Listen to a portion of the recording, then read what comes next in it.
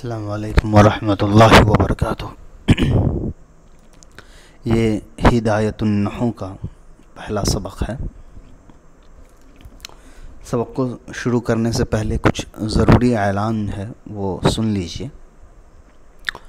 ये वीडियो अभी मैं जिस चैनल पे अपलोड कर रहा हूँ उस चैनल पे 2 स्ट्राइक आ चुके हैं, तो डर है कि वो चैनल अनकरीब बंद हो सकता है। तो मैं डिस्क्रिप्शन लिंक में, यानी कमेंट में भी और डिस्क्रिप्शन लिंक में भी, यूट्यूब का जो पेज आता है उस पर जो डिस्क्रिप्शन लिंक होता है वीडियो के नीचे, उस पर दूसरे चैनल का लिंक दे दूँगा। आप सबसे गुजारिश है कि उस चैनल को आप सब्सक्राइब कर लें, क्योंकि अगर ये चैनल अगर अचानक बंद भी हो गया तो बैकअप में एक दूसरा चैनल होना ज़रूरी है, ताकि जो दर्स और तदरीस का सिलसिला है वो चलता रहे। तो मेरी गुजारिश है कि मैं 2 चैनल का लिंक दूंगा, उन दोनों चैनल को आप जो है वो सब्सक्राइब कर लें। वो नया चैनल है, नया तो नहीं है, बनाया काफ़ी पहले था, लेकिन उस पर कोई वीडियो वगैरह मैंने अपलोड नहीं किया था।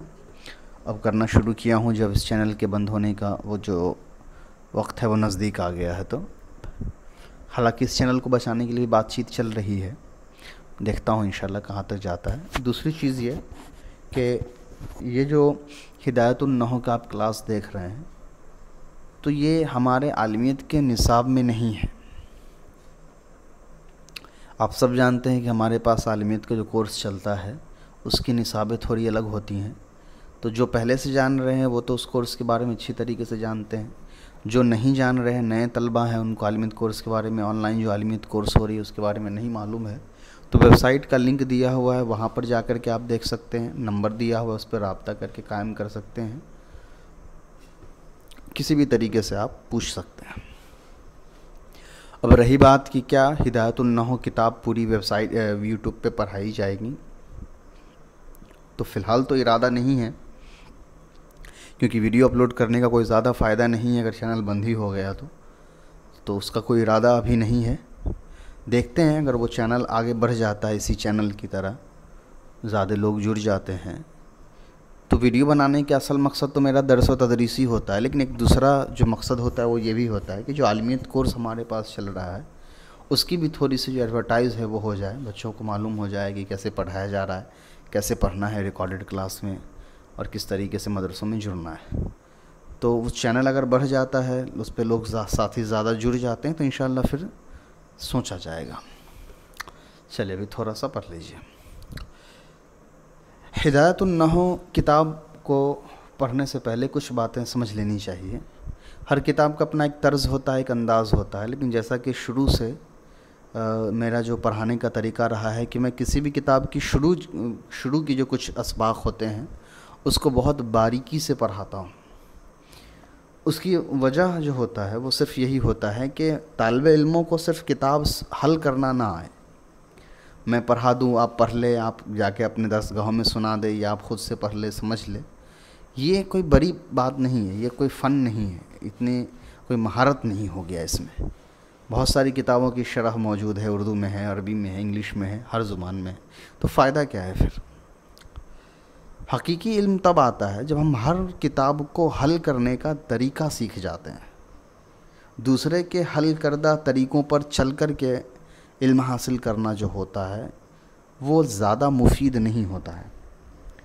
तो हमको ये सीखना है कि किताबों को हल कैसे किया जाता है।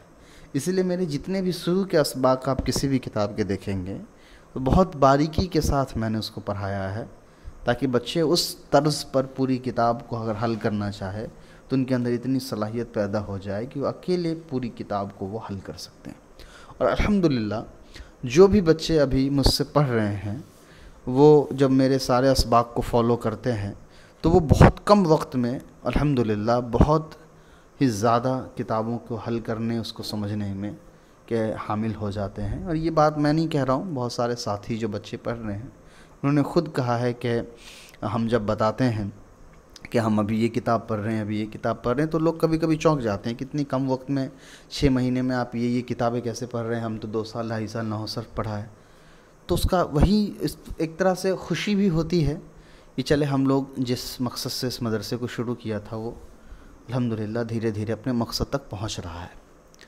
तो जो दो बातें अहम थी वो मैंने बता दी। एक तो ये कि चैनल जो है वो मैंने एडवर्टाइज़ के लिए ही खोला था और सबक के लिए भी, तो सबक अब इस पर डालना मुश्किल है मेरे लिए।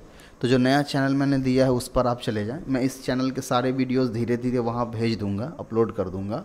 और वो चैनल जब बढ़ जाएगा तो दरसी जो वीडियोज़ हैं, जो आलिमियत कोर्स के अलावा, मेरी आलिमियत कोर्स के अलावा जो वीडियोज़ हैं, जो किताबें हैं, उसको मैं वहीं पे अपलोड करूँगा ताकि आपका फ़ायदा भी हो जाए। और वो चैनल बढ़ेगा तो उससे हमारे आलिमियत कोर्स का जो निसाब है, जो आलिमियत कोर्स है, उसकी भी थोड़ी एडवर्टाइज़ जो है वो हो जाएगी।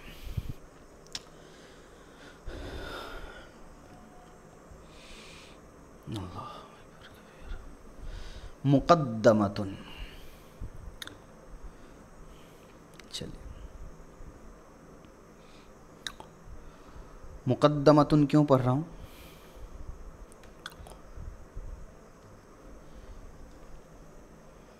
क्योंकि ये मफूल का सेगा हो जाएगा।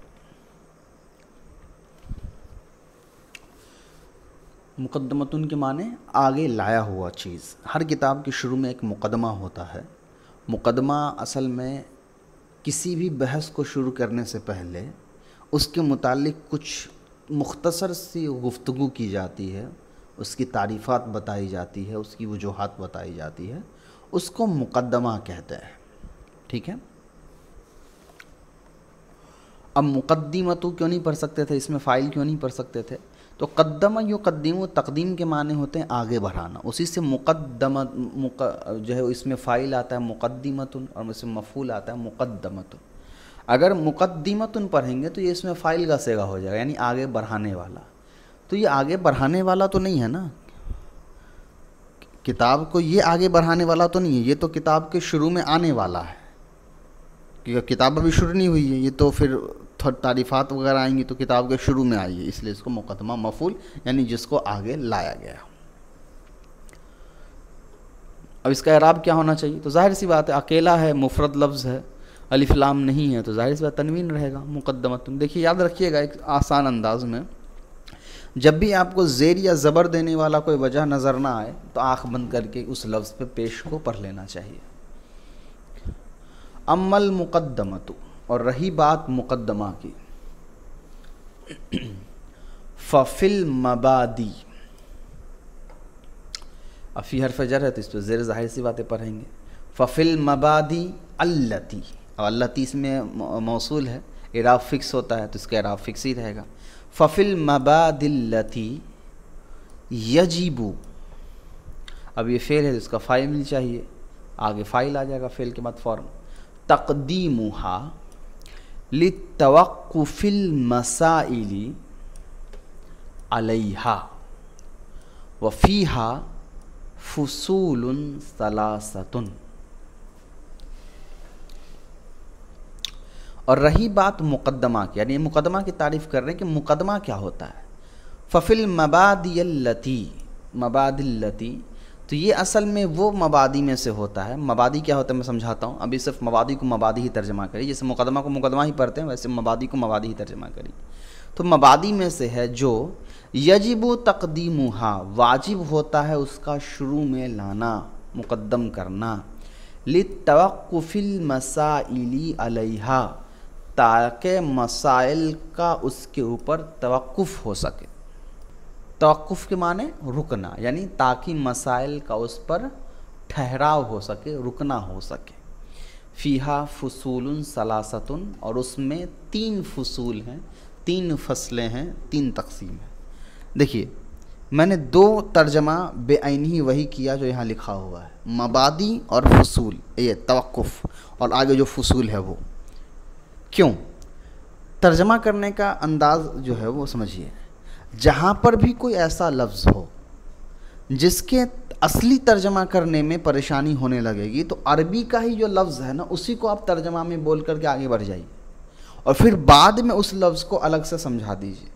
तो उससे क्या होगा ना कि तर्जमा करते वक्त आप खुद कंफ्यूज नहीं करेंगे। अब अगर मैं मबादी को शुरू में ही समझाने लगता तो तर्जमा फैल जाता, फिर आपको समझ में नहीं आता कि इसका लफ्ज़ी तर्जमा असल में क्या है। अब मैं एक एक करके समझा देता हूँ। मबादी के माने होते हैं मगज़ के, किसी चीज़ के शुरुआती हिस्से को कहा जाता है मबादी। जंग हो रहा हो तो जंग में जो सबसे आगे रहेगा वो मबादी कहलाएगा, ठीक है। किताब खोला जा रहा हो तो किताब का जो सबसे पहला हिस्सा होगा वो मबादी कहलाया जाएगा। हर चीज़ का जो पहला हिस्सा जो सबसे पहले सामने आता है उसको मबादी कहा जाता है, ठीक। तकदीम का हम माने जानते हैं आगे बढ़ाना, तवक्कुफ़ के माने होते हैं रुकना, और फसूल के माने होते हैं चैप्टर, दर्स, सबक। आपको देखिए, तो पहला है फसलुन, पहला फसल है अन्नहवु। नहव, नहव किसको कहते हैं? इल्मुन, ऐसा इल्म, बी उसूलिन, ऐसे उसूल के साथ। नहव एक ऐसा इल्म है जो ऐसे उसूल के साथ बना हुआ है, युरफू, जिसके युरफू बिहा, जिसके ज़रिए से पहचाना जाता है। हाँ की ज़मीर लौट जाएगी उसूल की तरफ।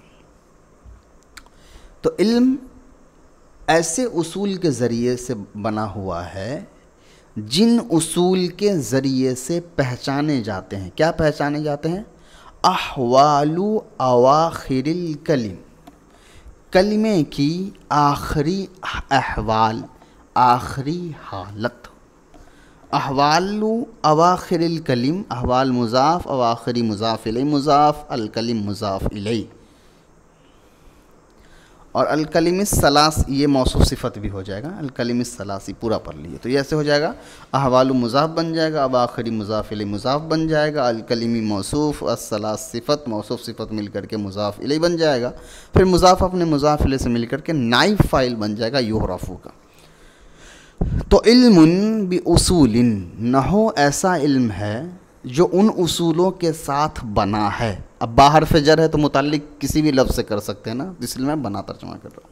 युरफ़ू बिहा अहवालु अवाखिरिल कलिमिस सलास, जिन उसूलों के ज़रिए से तीनों कलीमे के आखिरी हालात को पहचाना जाता है, वह मिन हैसु, इस तौर पर कि अल-इराब वल बिनाई, यानी एराब, बिना यानी उसका बनाना, व कैफियती तरकीबी बाज़िहा मा बाज़िन,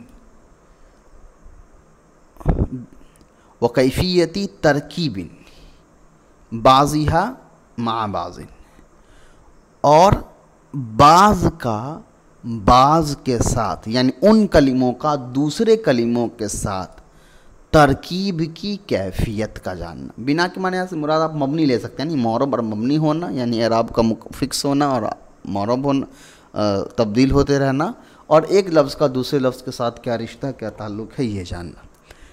ये लफ्ज़ी तर्जमा हो गया। अब मफ़हूमी तर्जमा हम पूरा क्या कर सकते हैं कि नहव असल में ऐसे इल्म, ऐसे उसूलों पर मबनी इल्म का नाम है जिन इल्म के ज़रिए से या उन उसूलों को जानने की वजह से तीन कलिमे, यानी इस्म, फ़िल और हर्फ जो लफ्ज़ हैं, इनकी आपस के रिश्तों को और उनके आखिरी एराबी हालात को हम बहुत अच्छे से समझ पाते हैं। वल गरज़ु मिन्हु, गरज़ कहा जाता है मकसद, किसी भी काम का एक मकसद होता है कि ये काम हम क्यों कर रहे हैं। तो नहव हासिल करने का गर्ज़ क्या होता है, मकसद क्या होता है, उसका जवाब दे रहे हैं। सियानतुज़्ज़हनी, बचाना जहन को, अनिल ख़तइल लफ्ज़ी, लफ्ज़ी गलती से, फ़ी कलामिल अरबी, अरब के कलाम में। लफ्ज़ी तर्जुमा हो गया। तो इस इल्म का मकसद क्या है? जहन को अरबी ज़ुबान में होने वाली लफ्ज़ी गलतियों से बचाना। वो मौजू, अब हर चीज़ का एक मौजू भी है। देखिए, गर्ज़ और मौजू में अक्सर लोग कंफ्यूज कर जाते हैं। गर्ज़ अलग चीज़ है, मौजू अलग चीज़ है। गर्ज़ कहा जाता है उस काम के करने का मकसद क्या है, और मौजू होता है उस काम में होता क्या है। फ़र्क समझ में आ रहा है? दो चीज़ें हैं। मिसाल के तौर पे होटल खोला, तो होटल खोलने का मकसद क्या है? खाना बनाना, पैसा कमाना, तो वो गर्ज़ हो गया। लोगों को खाना खिलाना गर्ज़ हो गया। और उसका मौजू क्या है? तो होटल का मौजू क्या है? खाना बनाना, नई नई किस्म के सामान उसके अंदर तैयार करना खाने के। तो गर्ज और मकसद अलग चीज़ है ना, मौजू अलग चीज़ है। मौजू कहा जाता है उस बहस को जिस पर वो किताब में वो बहस की जाती है, और गर्ज कहा जाता है उस मकसद को जिसकी वजह से वो किताब लिखी जाती है, हर किताब के लिए। वह मौजू, और इसका मौजू क्या है जिसके लिए इस किताब को बनाया गया है, तो अल कलिमतु वल कलाम। तो इस किताब के अंदर दो ही चीज़ों पर बहस होती है, कलीमा और कलाम। अब कलीमा क्या है, कलाम क्या, हम जानते हैं। कलीमा अकेले लफ्ज़ को कहा जाता है और कलाम मुरक्कब लफ्ज़ को कहा जाता है। फिर मुरक्कब में मुरक्कब ताम, मुरक्कब नाकिस, फिर जुमले इंशाइया, जुमले ख़बरिया, जुमले फ़ेलिया, जुमले इस्मिया, फिर मुरक्कब नाकिस, मुरक्कब इज़ाफ़ी, मुरक्कब तौसीफ़ी, मुरक्कब अददी, ये सारी चीज़ें आ जाएंगी। तभी तो खैर हम लोग मुकदमा पढ़ रहे हैं, वो सब चीज़ जैसे जैसे आएगी वैसे वैसे बहस की जाएगी। फसलुन, अब दूसरी फसल जो है उन सब की तारीफ़ात पर। अभी बताया गया ना क्या है, नहू के अंदर 3 फसल हैं। तो पहले फसल में मौज़ू, गर्ज़, गायत ये बता दी गई। दूसरे फसल में एक लफ्ज़ की तारीफ़ बयान कर दी जाएगी। अल कलिमतु, कलीमा क्या होता है? लफ्ज़ुन, तो कलीमा एक लफ्ज़ है, वुज़िया, जिसको वज़ा किया गया है, बनाया गया है, लिमानिन मुफ़रदिन, एक माने के लिए। मुफ़रद एक माने, ली मानिन मुफ़रदिन, एक मुफ़रद माने के लिए जो है वो वज़ा किया गया। यानी एक कलीमा क्या है, एक ऐसा लफ्ज़ है जिसके अंदर एक माने ज़रूर होता है। वहिय मुनहसिरतुन फ़ी सलासति अक़सामिन, और ये कलीमा जो है वो मुनहसिर है, यानी तक़सीम किया हुआ है, बांटा हुआ है। या मुनहसिर के असल माने तो इहाता करने के आते हैं, घेरे में लिए हुए। तो मैं लफ्ज़ी तर्जमा कर दे रहा हूँ, फिर मानवी कर दे रहा हूँ। और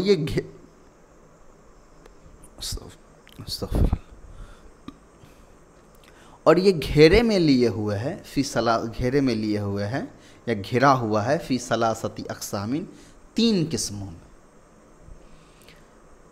ठीक है, कौन कौन से? इस्मुन, इस्म, फ़ेलुन, फ़ेल, हर्फुन, हर्फ। तो कलीमा जो है वो एक लफ्ज़ होता है, एक माने उसके अंदर ज़रूर होता है। और फिर अरबी में 3 तरह के कलीमे हो जाते हैं, इस्म, फ़ेल और हर्फ। आगे देखिए, लिअन्नहा, इसलिए कि वो, यानी कि कलीमा, इम्मा अन ला तदुल्ला अला मानिन फ़ी नफ्सिहा, इसलिए कि वो कलीमा या तो अन ला तदुल्ला, ये के दलालत नहीं करता हो, अला मानिन, एक माने पर, फ़ी नफ्सिहा, अपने आप में, नफ्सिहा अपने आप, यानी खुद बज़ाते खुद वो एक माने पर या किसी माने पर दलालत ना करता हो, वह हुवल हर्फ़, तो ऐसा कलीमा हर्फ माना जाएगा। तो अब यहाँ हर्फ की जो है तारीफ़ कर रहे हैं कि ये जो कलीमा 3 किस्मों में तकसीम किया गया है, बांट दिया गया है, तो उनमें से एक कलीमा ऐसा होगा जो अपने माने पर दलालत नहीं करता हो, यानी उसका अपना कोई बज़ाते खुद कोई माने नहीं होगा। अगर कोई ऐसा लफ्ज़ है तो वो हर्फ कहलाएगा, जैसे कि बा, ता, काफ, लाम, मिन, इलाफ़ी। अच्छा, अब यहाँ पर एक सवाल पैदा हो जाएगा कि हम कह रहे हैं कि उसका माने नहीं होगा, वो किसी माने पर दलालत नहीं करेगा। हालांकि इला का भी एक माने है, तक, मिन के माने भी हैं से, बा के माने भी हैं से, अला के माने हैं पर, तो माने तो दे रहा है, तो फिर क्यों कह रहे हैं माने पर? तो यहाँ मुराद असल में माने से है, कोई मतलबी माने नहीं देगा, यानी कोई ऐसा माने जिसका कोई मतलब निकल सके, कोई बात समझ में आ सके, ऐसा कोई माने हर्फ नहीं देगा। हाँ, कुछ माने तो ज़रूर है, लेकिन उसका माने अकेले बज़ाते खुद नहीं रहेगा, बल्कि हर्फ के माने को समझने के लिए उसको किसी इस्म या फ़ेल से जो है वो जोड़ना पड़ेगा। और इसीलिए यहाँ पर एक लफ्ज़ जो है वो जोड़ा गया है, फ़ी नफ्सिहा, यानी बज़ाते खुद उसका अपना कोई माने नहीं होगा। हाँ, मिला के दूसरे लफ्ज़ों के साथ तो माने ज़रूर देगा। ये हो गया। आगे है औ तदुल्लु अला मानिन फ़ी नफ्सिहा, या फिर एक कलीमा ऐसा हो सकता है जो बाज़ात खुद किसी एक माने पर ज़रूर दलालत करता हो। वयक़्तरिनु मानाहा बि अहदिल अज़मीनति सलासा, और मिला हुआ हो, मानाहा उसका माने यानी उस कलिमे का माने, बि अहदिल अज़मीनति सलासा तीन ज़मानों में से, बि अहदी किसी एक ज़माने के साथ।